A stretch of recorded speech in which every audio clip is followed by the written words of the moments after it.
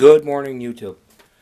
Got a very special rifle here today, and this one does not come out of the safe very often, and there's a reason for that. This rifle is very rare. They don't see them around very much. This is a Winchester Model 52B Sporter and 22 long rifle. Now, before I get into the particulars of this particular gun, let me go over the features of the Winchester Model 52. Model 52 came out, it was designed in 1919. It was designed specifically to be a 22 rifle meant for target shooting, meant for a lot of competitions. It was meant to be really the best rifle for 22 shooting competitiveness that you could find. It was everything that was put together in this gun was developed specifically for bench rest and match shooting. And when they came out in 1920, they were immediately snatched up. Everybody who could get one got one. They were very expensive, and they were made from 1920 up until 1980 because they were just such a well-built and well-put-together rifle. And they made them in a different series. There's the 52, and then 10 years after that, in 1930, came the 52A. And what happened was they developed what was called a speed lock, which enabled the action to work a little faster and more accurately. The lockup time was better. The triggers on them are absolutely phenomenal. And they were specifically put out to be target rifles for the national match teams, and the Olympic competitors picked them up. And they've always been a very desirable target rifle.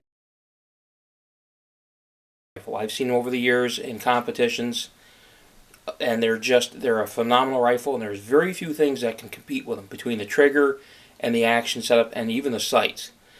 Well, what happened was around 1931, a friend of Winchester President John Olin took a Model 52 Winchester, and he took particularly a B model, which was slightly different variation from the A, where things were changed with it, and had a 24-inch barrel. And what happened was the guy took and put a sporterized stock on it. He put a custom stock, and he showed it to Winchester President John Olin. John Olin realized how good of an idea that was, and so in 1934 he came out with the gun you see here. This is the Model 52B Sporter.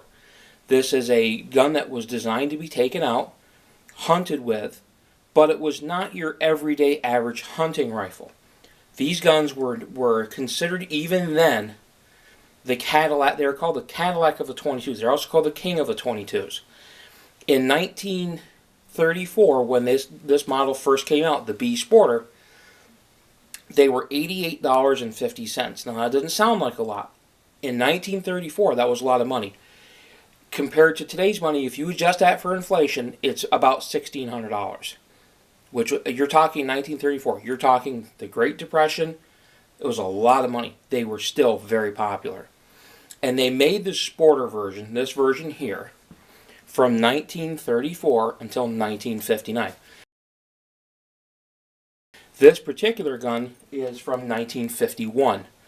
So it's one of towards the later end of the series.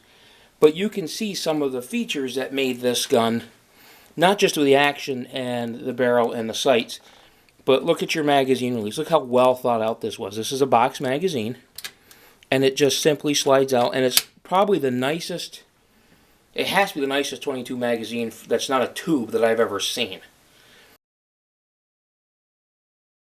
This feeds effortlessly. The action on this gun, I can't describe it to you how smooth and how simple this action is. They came with a Lyman 48 receiver sight, which was, this thing is capable of minute adjustments. You don't even feel like you're moving it when you do adjust it.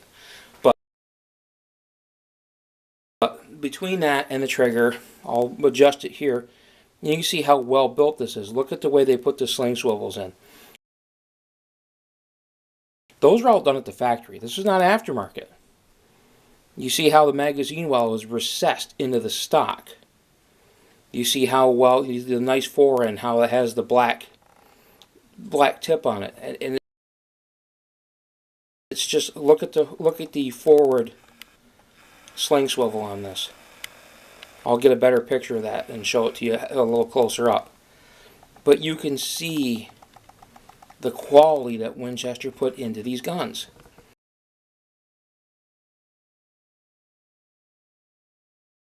And that was unfortunately their own undoing, because by the time they got to 1980, these guns had more or less priced themselves right out of the market, which was a shame because they were and still are a beautiful 22.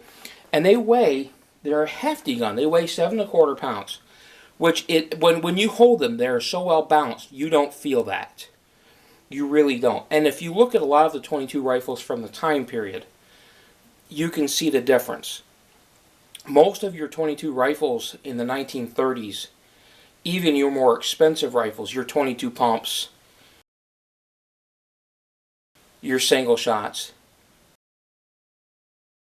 even some of your bolt actions. I have a bolt action from 1934.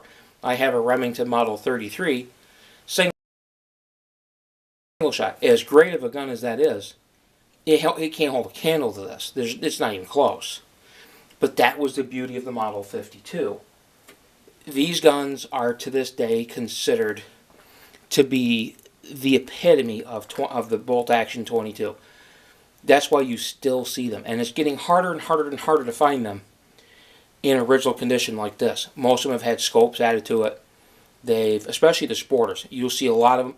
Nobody even then gave a second thought to what these guns would be worth today. I mean, of course, I would never sell this gun, but I can tell you what they go for. In mint condition, this particular model gun is upwards of $6,000 to $7,000. I had one person who even didn't, without sight unseen, offered me $4,000 for this gun, without even no pictures, no nothing. As soon as I mentioned what I had, he offered me $4,000 on the spot. That's how rare and desirable these guns are. The last time I checked on Gunbroker, I saw one for around $3,500, and I saw another one that was not quite as nice as this at just over $3,000. These guns are the heyday of Winchester. These were when Winchester was going from transitioning from lever action rifles to bolt action rifles. 1934, around that time period when the Sporter came out, you were only a couple years away from the Model 70. They were phasing out the Model 54 bolt action. They were doing away with their older rifles. They were doing away with all of their older technology. The lever actions were starting to be pushed backwards a little bit, and then the bolt actions were coming out. And when they went, just like the early Model 70s, just when they started making those, they really spared no expense in developing those, and they spared no expense in making those. And you can see that with this gun. And you can see why the collectors still go all out for these rifles. Now, they did make reproductions of these. Both Winchester and Browning have made a Model 52, and they have made a 52 Sporter. I have never fired one. I've only seen one or two. The quality, I would say, is close to this, but it's not the early Winchester. They're not quite as good. So if you do ever see one of these, when you see a price tag on it, the guy's not gouging people unless it's an obvious fake. One way you can tell is they do say Sporter underneath it. They're actually written down and stamped on the bottom. It says Sporter, and the serial number is a dead giveaway because the serial number on this ends with a B. That's how you could tell the variations. This ends with a B. Also, the receiver on these, they were a rounded receiver. Your other variations, this would be flat. That's another way to tell the difference between the 52 Sporter and a gun made to look like a 52 Sporter. But I just wanted to show this one off a little bit, guys. This one gets out very rarely. If I shoot it, it's rare. It does get shot, and it's an outstanding shooter. And maybe if I get a chance, I will take this to the range, and I will do a range video. But until then, this is the Winchester Model 52B Sporter. Have a good day.